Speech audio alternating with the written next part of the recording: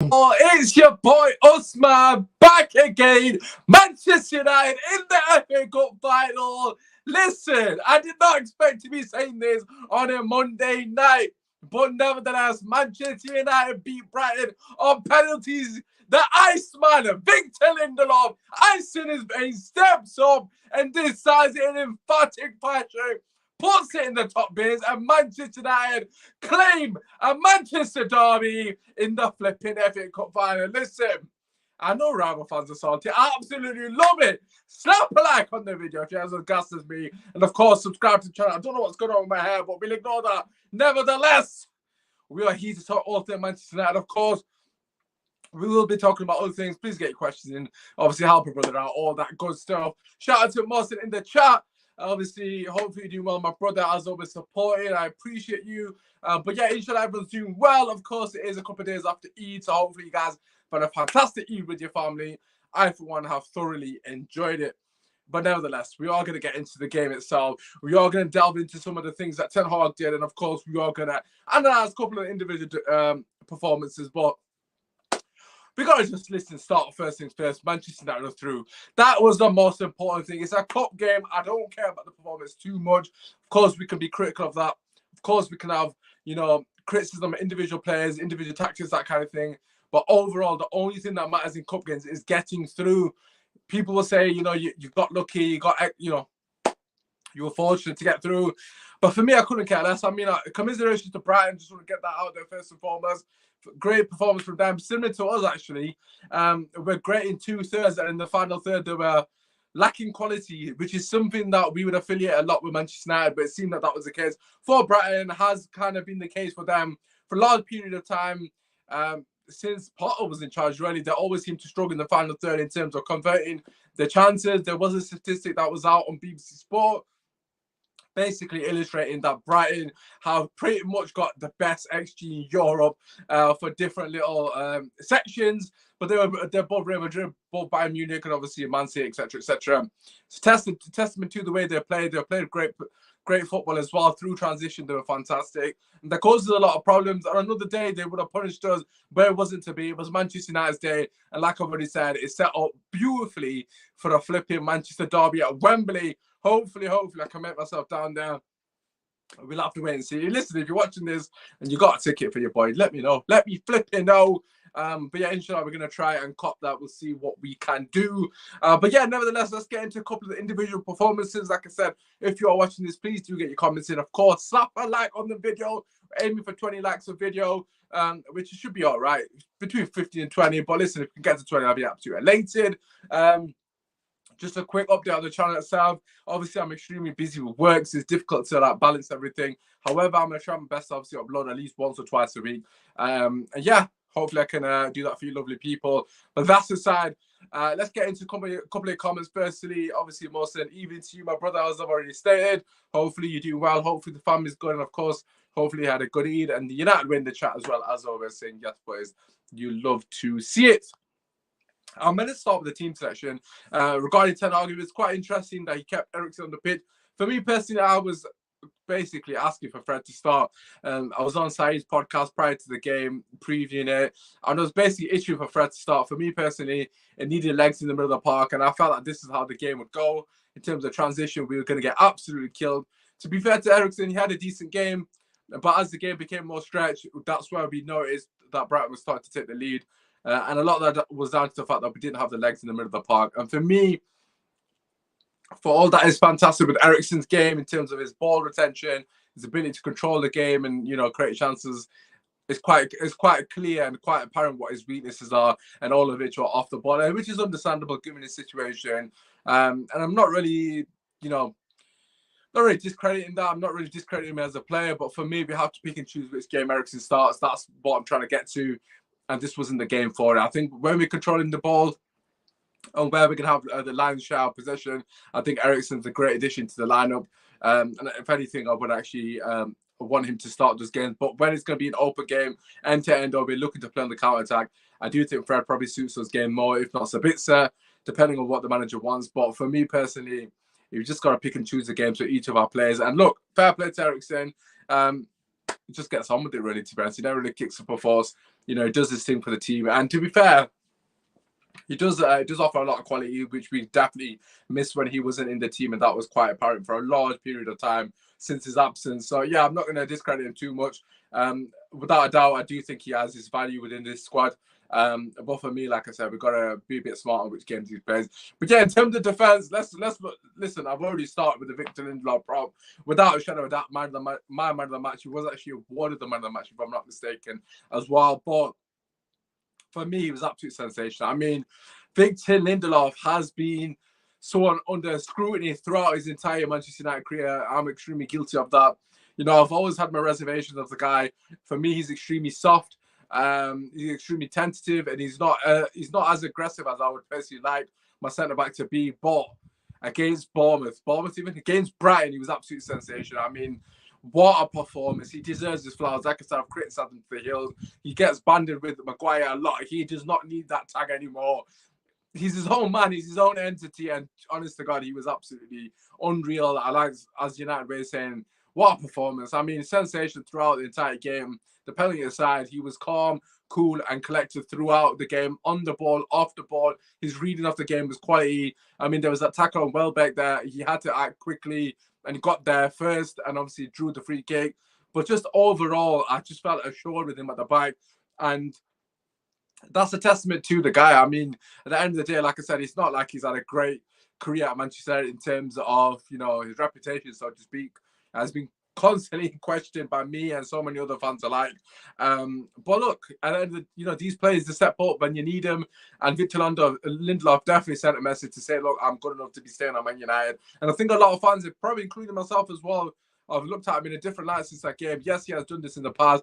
I do need a bit of consistency before I do truly make my mind up on the guy, but you got to give credit where he do. He was absolutely ridiculously good, and he deserved the man of the match for me personally. And as soon as I saw that he was Lindelof stepping up for that winning penalty, I knew we had won. He's a great player, and I think De Gea actually said in a post-match when he saw that Lindelof was the one stepping up to take the pen, he knew that we had won the penalty shootout. But yeah, look, at the end of the day, Lindelof, shout out to you, shout out to his partner, centre back, left back, wherever you want to put him. This guy has been absolutely brilliant for us. Luke Shaw, I think people have forgotten how good he's been this season as centre back. He's been absolutely sensational. Once again, it's not really a position he's familiar with, so to speak. Apart from this season where he's played it the most, he's been absolutely top draw, man. I think people are really sleeping on Shaw as a left-sided centre-back. He was really, really good once again. Very good on the ball, as we know. Press resistant, good at bringing the ball out. Just his overall game is absolutely fantastic, and I definitely think that's a viable option moving forward. Luke Shaw potentially moving to a left centre back, but just in general to have that option is so important. And he saved that. As let's be real, I mean, if he wasn't playing, it would have meant Maguire's playing, and we all know how that would have ended. But fair play to Shaw. I mean, quality performance, never really in doubt. Of course, there was a couple of incidents where Brighton looked like they got in, but De Gea did save us in the scenarios. But overall, great performance by both centre back and the fullbacks as well. Sensational. Obviously, Delors did his bit, but I've got to give a special mention to Wan-Bissaka. I'm sorry. Aaron Wan-Bissaka, what can I say about this guy? I mean, we know what he's good at and we know his deficiencies, but when he's good, he's world class in 1v1 defending. In 1v1 defending, please don't misquote me, but locked off Matoma. Locked him off. I mean, Matoma basically had no prayers. If anything, Matoma's prayers actually were answered when Ten Hag surprisingly took off Wan-Bissaka for whatever reason. But that aside, when he went off, he took Matoma with him. He was absolutely unreal. I mean, he pocketed him. He pockets everybody. Like, there's so many players that go up against him, and he just pockets them and basically closed them off the game. Obviously, the most noticeable one of late was when he pocketed St. Maximin off the back of Delors' absolute howler for half in the final in the Carabao Cup when he got subbed off, and then Wan-Bissaka came on and basically locked off that side. I mean, it's a cheat code. He's that good. He's consistently good at locking off a play. It's actually ridiculous. And this is a Matoma that is firing at all cylinders. This is a Matoma that's on form. Wan-Bissaka said, you need to go back to uni and get another degree in dribbling because that flipping degree does not suffice here. That degree does not have the answers for what I am capable of. And Wan-Bissaka showed him a masterclass in 1v1 defending. As I said, Mitoma, go back to the drawing board, do what you got to do, study again, because you haven't studied the Wan-Bissaka technique on defending. Absolutely outrageous. Locked him off, and he was great going forward. I mean, that was that flurry of play when he intercepted the ball and goes by 3-4 players, plays it to Anthony in the box, which for me should have done better with that situation. But overall, what a performance. I mean, Lindelof was my man of the match, but Wan-Bissaka was definitely close second. I mean, I've criticised them to the hills, I've got to be honest, but listen, it's all about giving the players the flowers when they deserve it, and Wan-Bissaka, for me, without a shadow of a doubt, deserved it. To do that to Mitoma and do that to so many other players that he's done, it's just another person in our Wan-Bissaka jail. You know, the guy is just locking these guys up. You love to see it, man. Honestly, God, like, look, fair play, credit to him. Delon on the left, to be fair, he actually looks better on the left for me personally. As an inverted fullback, he just looks better there. But I just don't see him getting back into the team as it currently states with Wan-Bissaka. Of course, I would prefer Delon over Malacia. For me, I do think Malacia is not ready yet. I'm a massive fan of Alvaro Fernandez, of course. Time will tell. He's having a great period on loan. Malacia at the moment, he gives me a lot of nerves. I mean, he came onto the pitch and it looked like we were going to concede. Solly March had the better of him at every single opportunity. And he wasn't really on the pitch for a great deal of time. But it still looked like they were going to score. So for me, when Malacia, I would just chill out with him. You know, it's still extremely young. It's still extremely raw. And he has a lot of talent. So by all means, just give him his opportunity next season. But as of now, I think we need to stick with Delon and Wan-Bissaka moving forward. And obviously Luke Shaw potentially. But yeah, them three have to be the fullbacks as it stands. I don't want to see Malacia play if we can help it. We've got a comment here. How much applaud does Erik Ten Hag deserve with his management and coaching? I do think Ten Hag obviously deserves a great deal of credit, of course. You know, he's turned a lot of these players around. I mean, like I said, Wan-Bissaka was pretty much on the brink. Look, the improvement of Wan-Bissaka is ridiculous. I mean, yes, he still isn't aesthetically pleasing on the eye sometimes when he's going forward, but he has massively improved. His awareness on the pitch has definitely improved. He still has things that he needs to do better at. But for me personally, Ten Hag deserves a lot of credit. I mean, the fact that he's got Wan-Bissaka playing at this level is a testament to the coaching and to the manager. But overall, I did see a bit of a difference in Ten Hag tweaking the formation slightly. He obviously pushed Eriksen and Bruno further forward. It was very interesting to see how we were pressing. Luke Shaw was essentially playing as a CDM alongside Casemiro off the ball and sometimes on the ball as well when Man United were going forward, and then he would drop back into that centre-back position. So there's a lot of variation in some of the positions. But for me, I was issue and has been an issue throughout the entire season is the final third. So that is the biggest qualm for me. Can you fix that? We'll have to wait and see. I don't really think this season's going to be the season that he fixes that. It'll have to come down to next season. At the end of the day, it's about results. We're in the results business. And it's coming to the end of the season. We just need to get off the line at this point. Shout out to Matthew that's just joined us. Evening all. Thank you, Matthew, for coming through as always. I appreciate the support. Thank you so much for tuning in. Make sure you do slap a like on the video. And obviously, as I said, pick up everyone in the chat. Obviously, you know, that's what it's all about, the community, and that I appreciate those that do watch. Obviously, you know, very inconsistent with the uploads, but like I said, I'm going to try my best to at least upload once or twice a week. But yeah, thank you. As always, get your comments in. Obviously, keep slapping a like on the video. And of course, subscribe to the channel if you are new. But yeah, moving away from the defense, let's focus on the middle of the park. And for me, I think that's probably our best midfield on paper with Eriksen, Bruno, and Casemiro if we are controlling games. I mean, Bruno Fernandes was sorely missed against Sevilla. Of course, we don't want to mention that game too much, but nevertheless, he came back in and did what he does best, which is get himself about the pitch, created opportunities. And to be fair to him, in the first half, I thought he was one of our best players, if not the best player in a Man United shirt, without a doubt.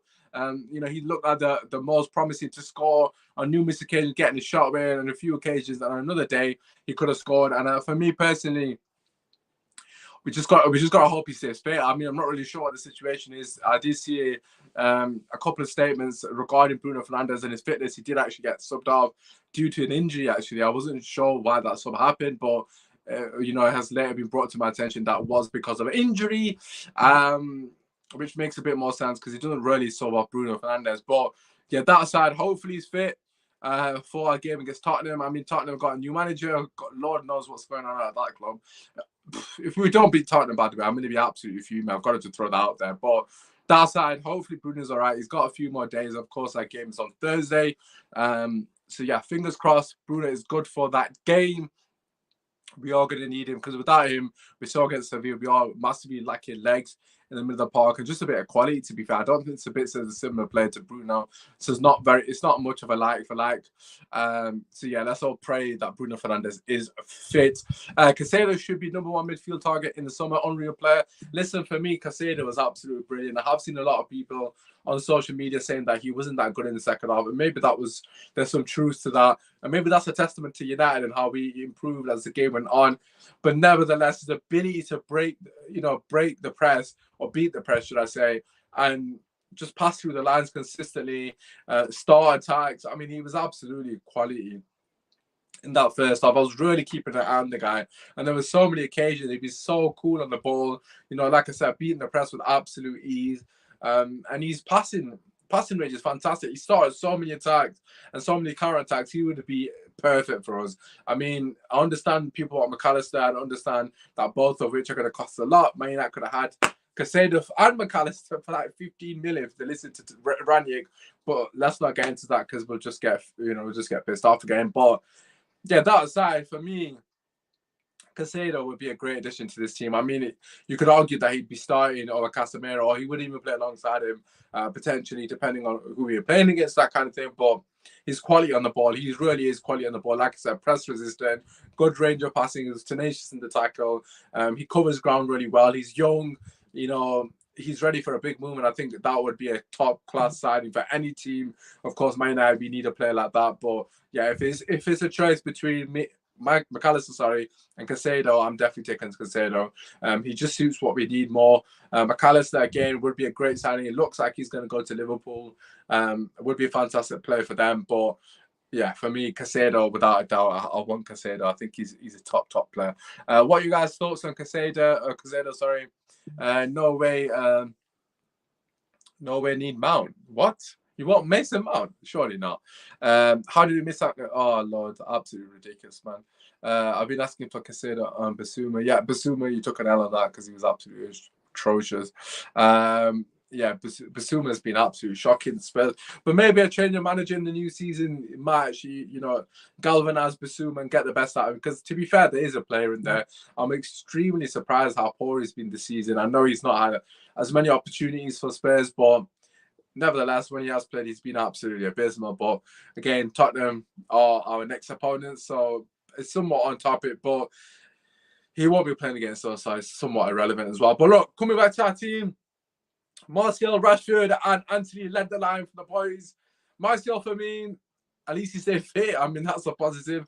Didn't really do that much. Rashford didn't really do that much up until towards the end of the game where he had that shot. Pretty much anonymous, both of them, and a lot of that was down to them as well, not running off the ball enough, not really giving enough to the team for me personally, both of which looked like they weren't fully fit for different reasons. Yeah, Rashford was definitely not fit, man. He just didn't look on it. I mean, it looked like he couldn't run really. He was very much reserving his fuel tank. He wasn't running off the ball, not pressing, not closing down, nothing of the sort. And he got a lot of criticism, to be fair, and I get it. I understand my fans would be frustrated, but you've got to understand that this is a player that should have been out for longer, and he's basically been rushed back. Whether that is factual or not, but for me, it just seems like he's been rushed back. I don't see how he could have come back that quickly. He's probably been injected. I mean, we saw on the Ollie, he did the same thing. So, yeah, look, I'm not going to get into Rashford too much. Call it agenda, call it whatever you like. That's just my personal opinion. Anthony, for me, was our best attacker. Alongside Bruno Fernandes. I thought Anthony had a decent game. Yes, he frustrates the hell out of me as well, don't get me wrong.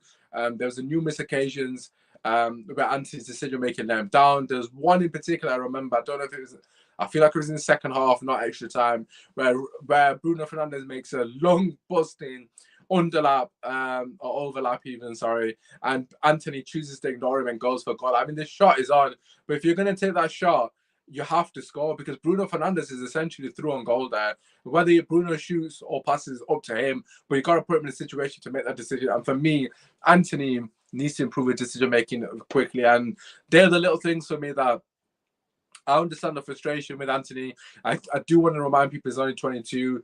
Yes, I understand other players a similar age bracket are considerably better and they're considerably more advanced in the decision making.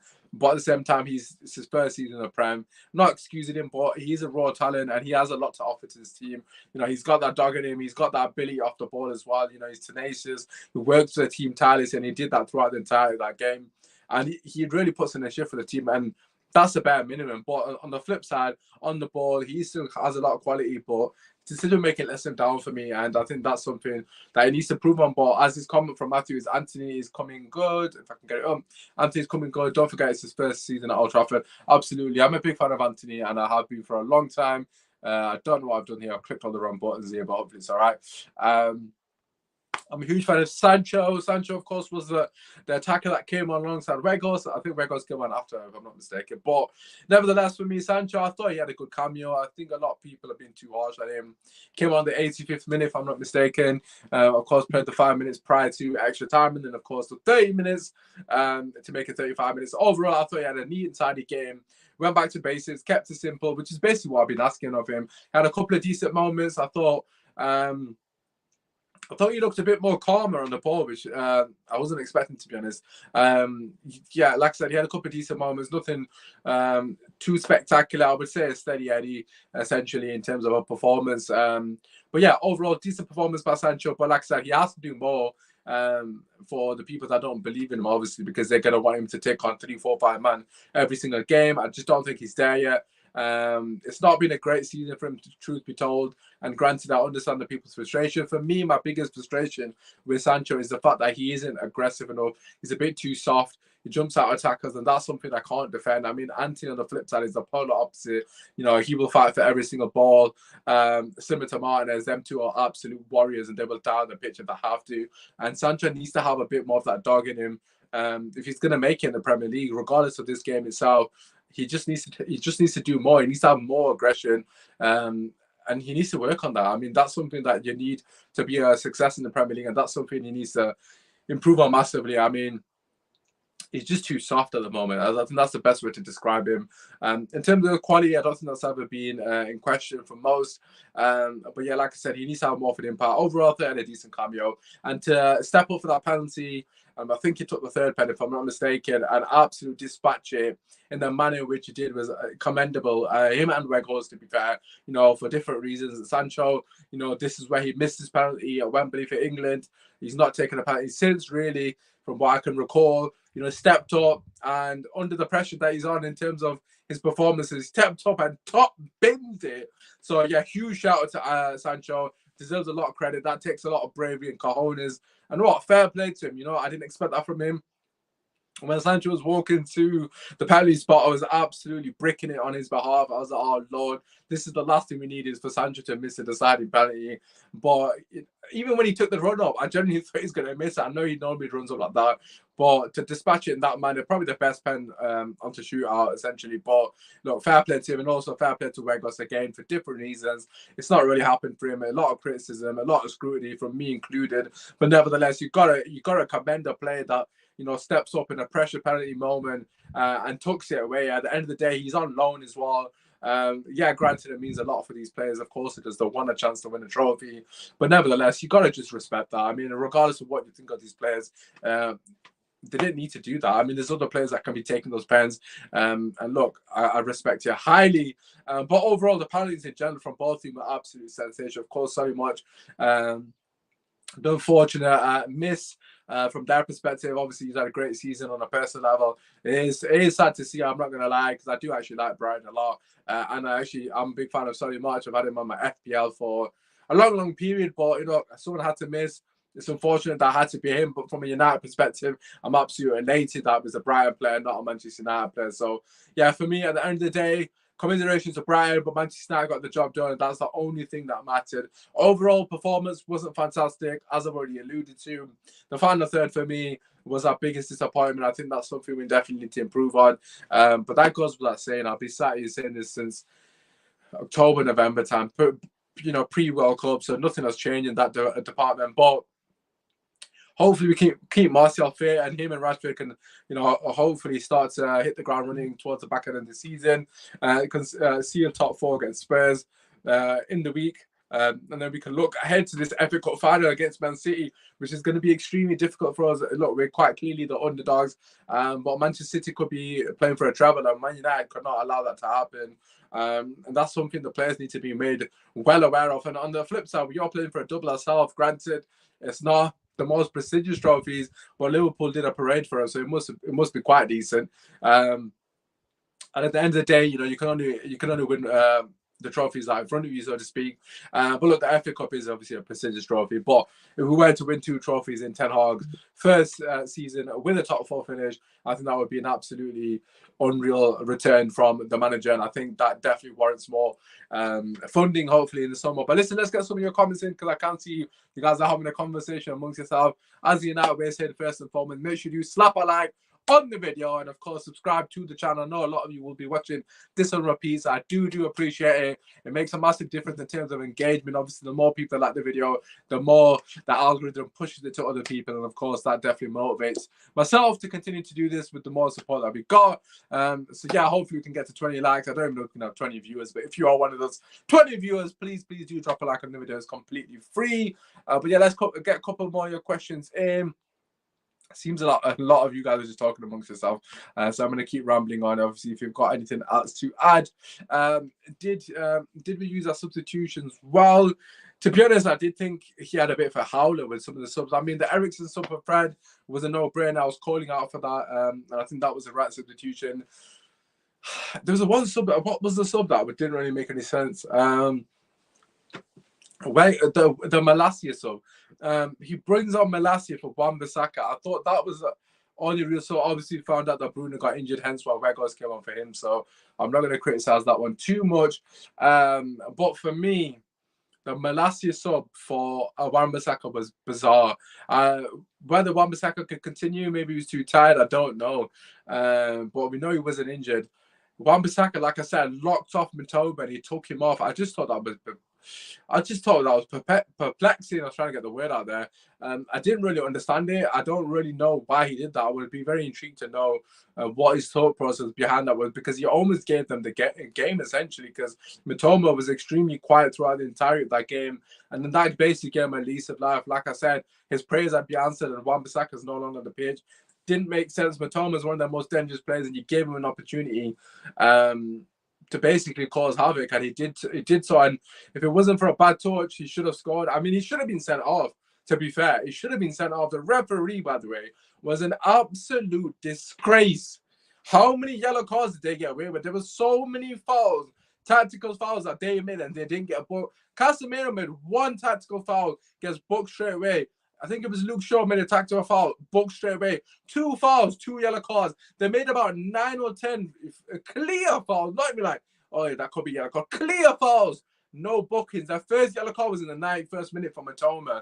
I mean, it was an absolute disgrace from the referee. And like I said, Matoma, yes, he took a bad touch, but he follows through and stood his David De Gea. He shouldn't have been on the pitch for penalties or extra time. He should have been sent off.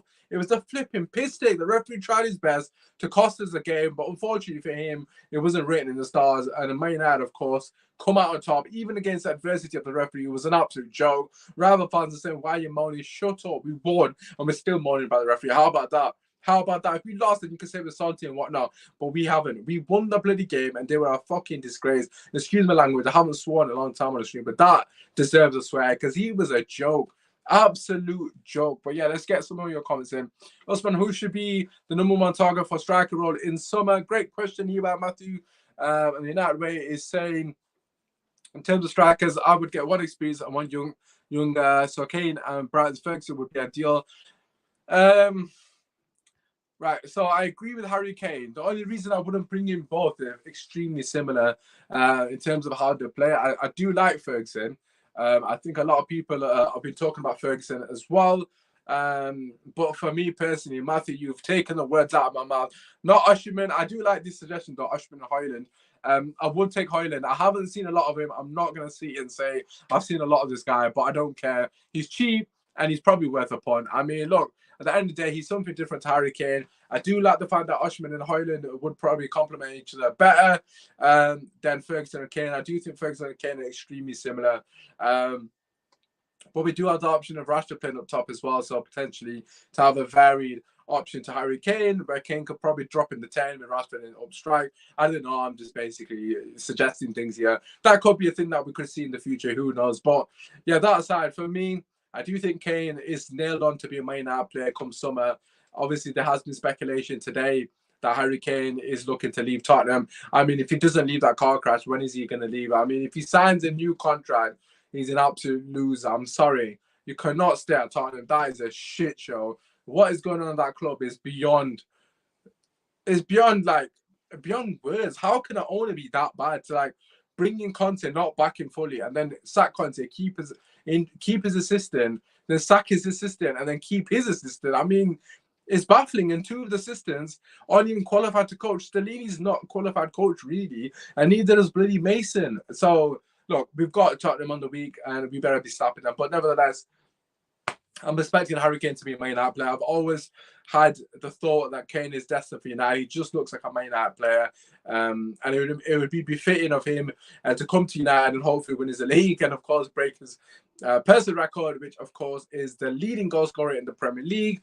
But, yeah, from a United perspective, I think Harry Kane is a no-brainer. Yes, it's going to be extremely difficult to prize him away from Daniel Levy. But I think with the fact that he's only got a year left on his contract, I do think the ball is somewhat in Manchester United's court rather than it being in Tottenham's court. So hopefully that plays in our hands and he can push for the move. Otherwise, he can just stay there. More than likely, Martial would be moved on. It would be interesting to see what happens with Martial.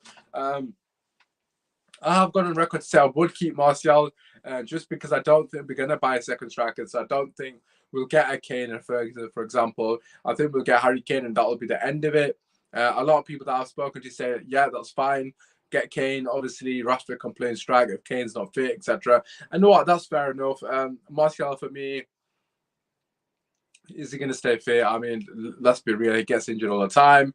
Got injured against Sevilla, which wasn't his fault. Obviously, a lot of people criticize him for that, but you can't blame Martial and Maguire stand on him or Sabitzer, whoever it was. But yeah, overall, I wouldn't be opposed to keeping Martial if he's the second option. But whether he wants to be the second option, I don't really think so. But yeah, we'll have to wait and see. He's played only half of our games this season as at number 9. I think that's Rashford. Matt Lowe has said that Daniel Levy wants 100 million for Kane. We're not getting Kane for 100 million.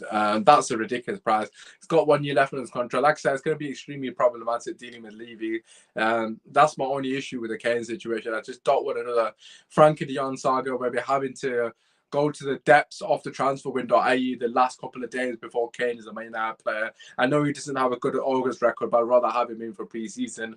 And that's going to be a massive concern for us, the way we deal with Levy. Are we going to have the right people in charge in terms of ownership? Are we going to have the right structure behind us to actually be able to negotiate a deal with Tottenham as well? So there's going to be a lot of issues with the Kane situation, but hopefully, like I said, he can push for that deal. And that will definitely strengthen United's hands with the fact that he's only got a year left. But listen, I'm going to quickly touch upon the Glazers.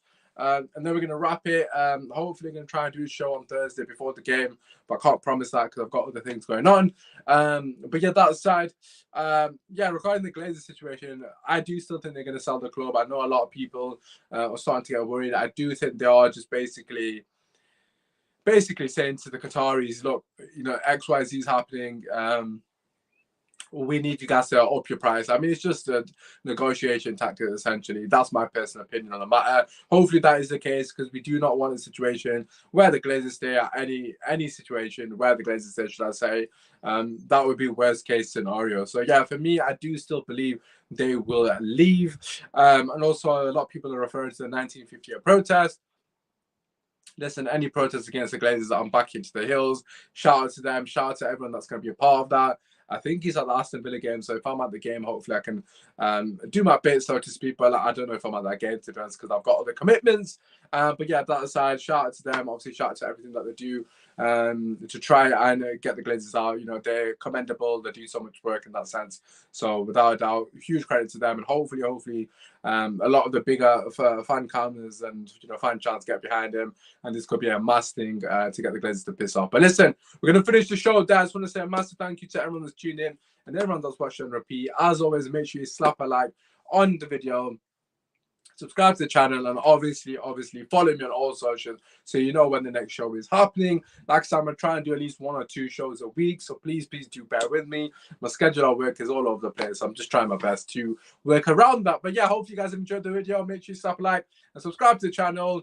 Of course, Manchester United are finishing last week on a high, which is great for us. Man United fans absolutely buzzing with that. Man United in the final of the FA Cup, facing Manchester City in a Manchester derby. I know a lot of people are saying that Man United haven't got a chance, basically.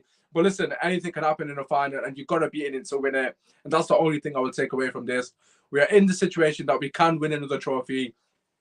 Much rather be here than in anybody else's shoes that are trying to take the piss out of us and say we haven't got a chance. Man City, they aren't unbeatable. We have already beaten them this season. Granted, they slapped us at Etihad, but we also beat them at Old Trafford. So we can obviously get the W. We can get the W. We'll, of course, do more content leading up to that. But that aside, it has been your boy. Feel free to follow me on Twitter, Usman Talks United, on TikTok as well. But apart from that, shout out to everyone in the chat, to Matt, to Mohsen, and to the United way. I appreciate all 3 of you. As always,